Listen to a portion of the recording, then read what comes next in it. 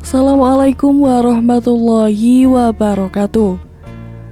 Apa kabar sahabat muslim semuanya? Semoga Allah senantiasa melimpahkan rahmat dimanapun sahabat muslim berada. Pada kesempatan kali ini kami akan mengungkap kisah tentang cinta putri Nabi Muhammad nikah beda agama. Pernikahan beda agama rupanya pernah terjadi di zaman Rasulullah. Itu dialami oleh Zainab binti Muhammad bin Abdillah, putri tertua dari Rasulullah dan Khadijah. Ia lahir ketika Rasulullah Shallallahu Alaihi Wasallam masih berumur 30 tahun. Saat Zainab memasuki usia yang layak untuk menikah, ia dilamar oleh Halah binti Khuwailid, bibi dari ibundanya, untuk dijodohkan dengan anaknya yang bernama Abu Al-As bin Rabi. Pinangan itu diterima, dan Zainab pun menikah dengan Abu Al-As. Dari pernikahan tersebut, Zainab dikaruniai dua anak, Ali dan Umamah. Pernikahan Zainab ini terjadi sebelum Nabi Muhammad diangkat menjadi Rasul. Ketika Rasulullah menerima wahyu Islam, Zainab termasuk orang yang pertama kali mengimaninya. Sayangnya suami Zainab tetap sulit meninggalkan agama nenek moyangnya. Hal ini membuat akhirnya pernikahan mereka sulit dipertahankan. Zainab memilih Islam, sedangkan Abu Al-As tetap pada agamanya. Abu Al-As kemudian bergabung dengan tentara kaum Quraisy yang memerangi Rasulullah Shallallahu Alaihi Wasallam. Dalam perang Badar, Abu Al-As tertangkap dan menjadi tawanan umat Islam.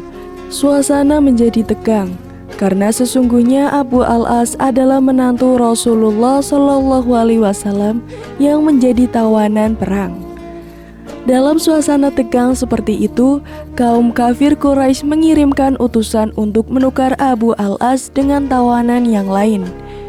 Dengan kesetiaannya, Zainab mengirimkan kalung hadiah pernikahan dari ibundanya demi menembus Abu Al-As. Ya, Abu Al-As adalah suami yang sangat dicintai Zainab.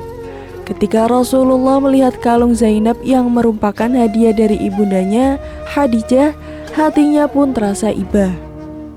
Wahai kaum muslimin, jika kalian dapat melepaskan tawanan bernama Abu Al-As bin Rabi, serta mengembalikan tebusan kepada Zainab, maka silahkan kalian melakukannya.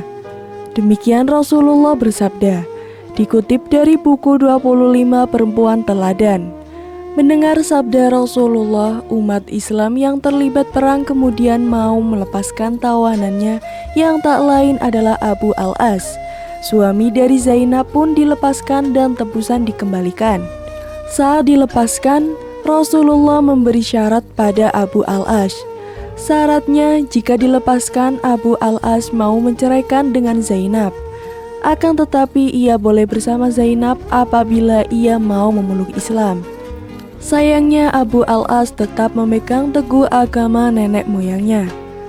Setelah dilepas, Abu Al-As kembali ke Mekah. Ia merelakan Zainab untuk dikembalikan kepada ayahnya, yaitu Rasulullah di Madinah.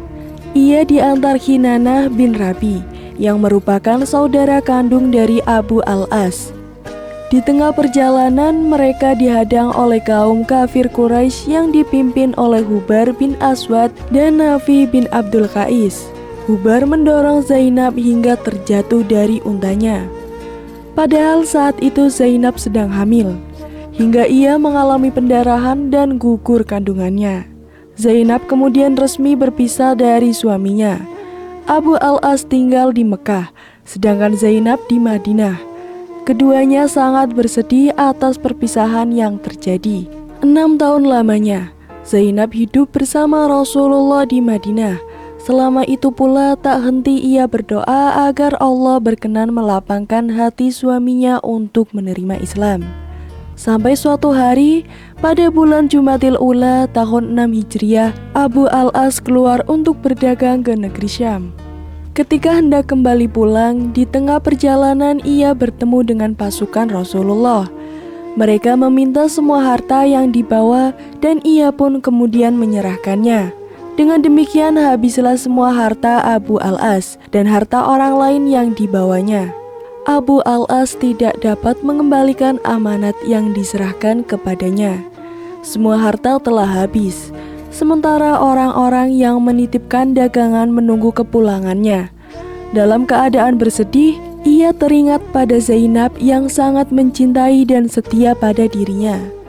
Abu Al-As masuk Madinah secara sembunyi-sembunyi pada waktu malam. Ia meminta pada Zainab untuk memberikan perlindungan serta menolong untuk mengembalikan hartanya.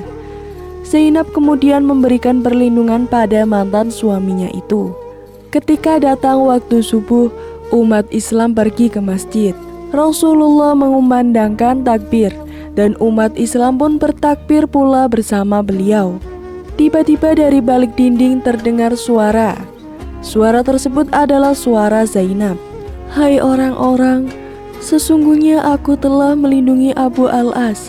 Ia sekarang berada dalam perlindungan dan pengamananku," kata Zainab.